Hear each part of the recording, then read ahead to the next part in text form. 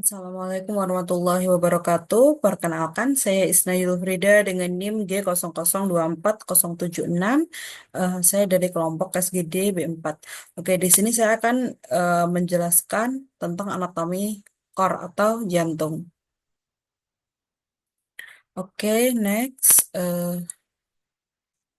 Jadi sebelum kita bahas ke anatomi jantung, kita bahas dulu daripada lapisan yang ada di luar jantung atau lapisan yang melapisi jantung. Jadi yang pertama itu ada perikardium.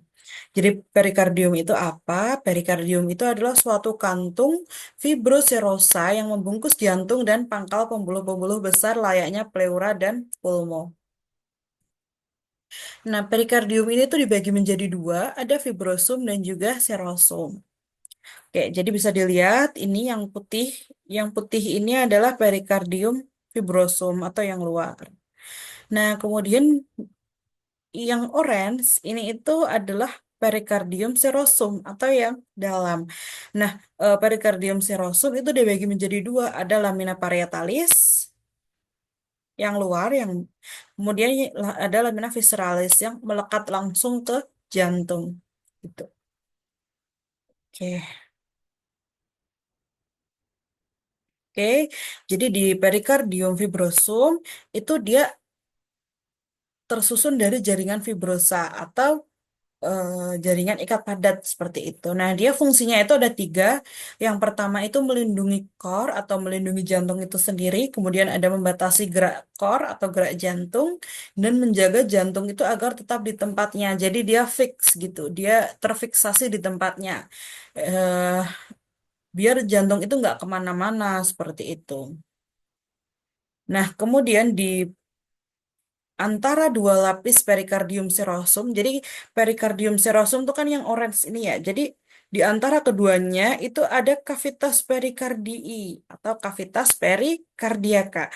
Yang di dalamnya itu ada cairan serosa yaitu liquor perikardii. Nah, eh, cairan ini fungsinya untuk apa? Cairan ini fungsinya untuk mengurangi gesekan daripada jantung itu sendiri dengan organ-organ di sekitarnya. Oke, lanjut.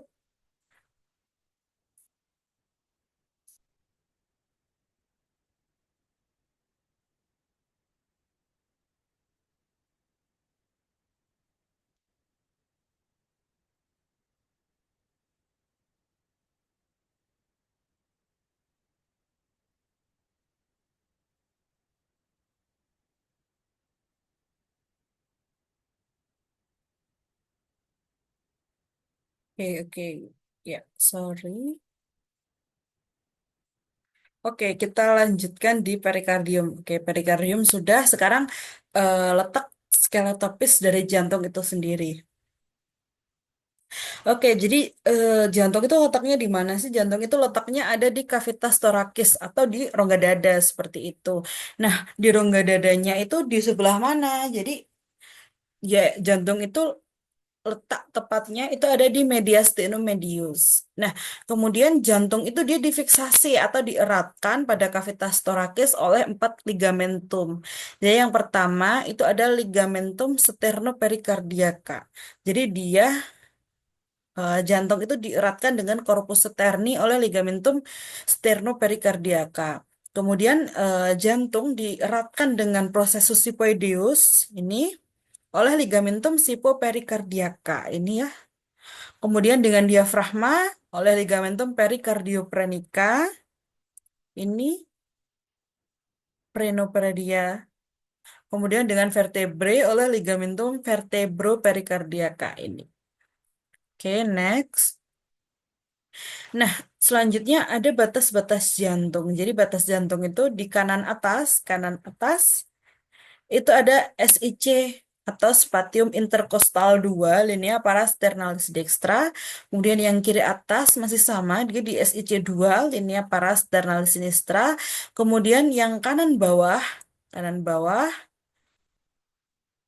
itu dia di SIC 4 linea parasternalis dextra. Kemudian yang kiri bawah itu dia batasnya adalah SIC5 linea mid clavicularis sinistra. Jadi jantung itu memang letaknya lebih bawah yang bagian kiri.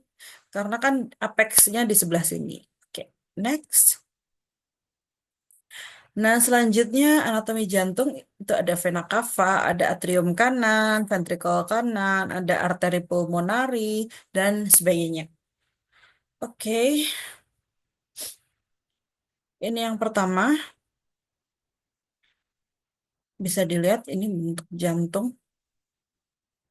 Ada rek auricula, kemudian ada crista terminalis, ada musculi pectinati. Jadi musculi pectinati itu muskulus bagian yang kasar kayak gitu. Kemudian ada valve atau katupnya. Jadi ada valvula TBC dan juga valvula eustasi. Ini yang TBC, ini yang eustasi. Kemudian ada fossa ovalis. Nah, fossa ovalis ini adalah obliterasi daripada salah. Jadi fossa ovalis ini akan berobliterasi menjadi foramen ovalis kayak gitu. Oke, next.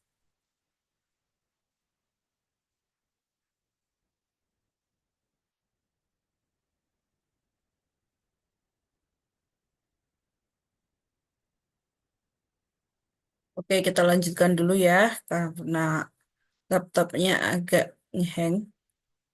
Nah, di jantung itu ada skeleton cordis. Jadi skeleton cordis itu apa? Skeleton cordis itu adalah rangka daripada jantung itu sendiri. Jadi fungsinya itu tempat melekatnya miokardium atau otot jantung.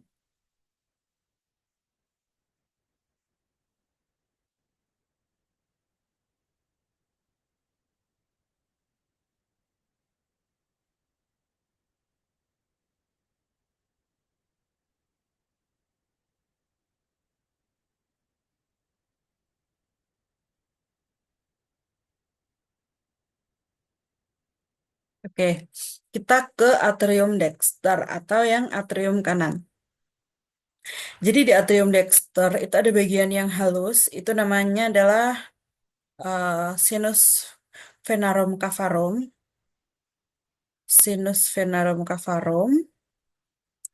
Kemudian yang bagian kasar itu ada musculi pectinati. Nah, kemudian bagian halus dan kasar itu dipisahkan oleh crista terminalis di bagian dalam dan juga sulcus terminalis di bagian luar. Kemudian ada fossa ovalis dan limbus fossa ovalis. Dia merupakan obliterasi foramen ovale yang berada di septum interatrial. Kemudian ada ostium ave dextra itu menghubungkan dengan ventriculus dexter. Nah, di atrium dexter itu ada dua lubang, ada ostium sinus coronarius dan ostium vena cava inferior. Ingat, sinus coronarius itu namanya adalah valvula TBC, sedangkan yang ostium vena cava inferior itu namanya valvula eustasi.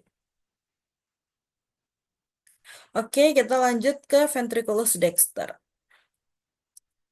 Jadi ventriculus dexter itu terdiri dari satu ruangan kasar yang tersusun dari trabecula carni.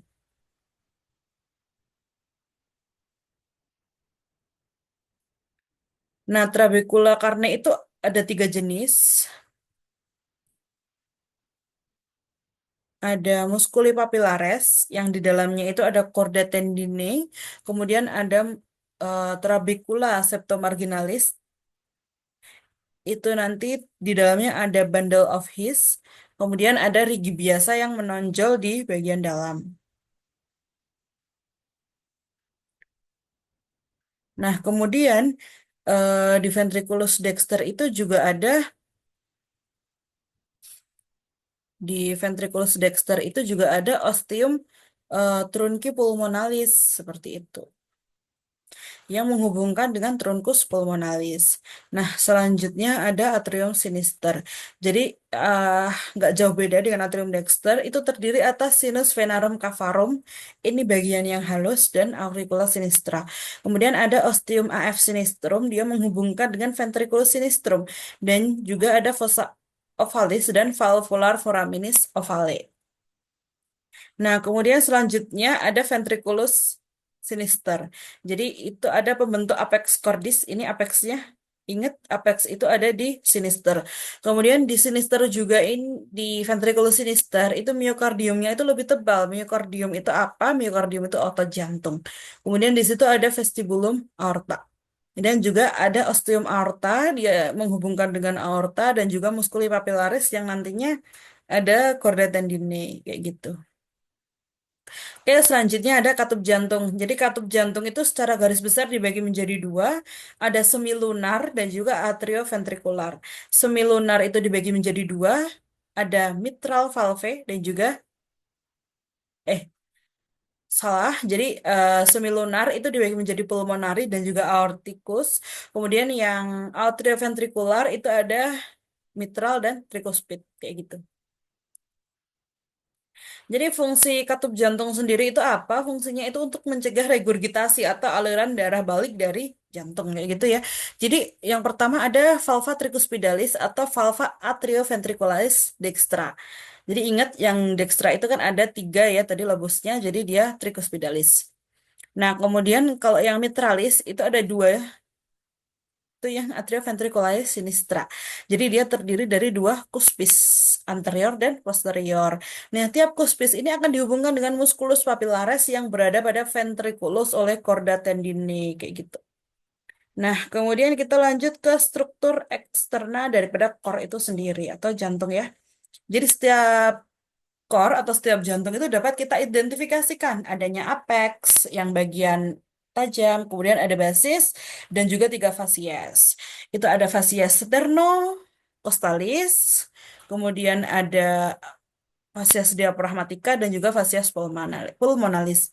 Nah, basisnya itu akan mengarah ke bahu kanan. Sedangkan apexnya itu mengarah ke panggul kiri. Nah, fascias pulmonalis itu terutama dibentuk oleh ventriculus sinistra yang membentuk impresio cardiaca pada fascias medialis pulmosinister dan atrium dextrum untuk pulmodexter. Nah, kemudian ada fascias sternocostalis itu terutama dibentuk oleh ventriculus dexter dan atrium dextrum. Dan yang terakhir ada fascias diaphragmatica itu terutama dibentuk oleh ventriculus dexter et sinister, yang mana keduanya itu dipisahkan oleh sulcus interventricularis posterior.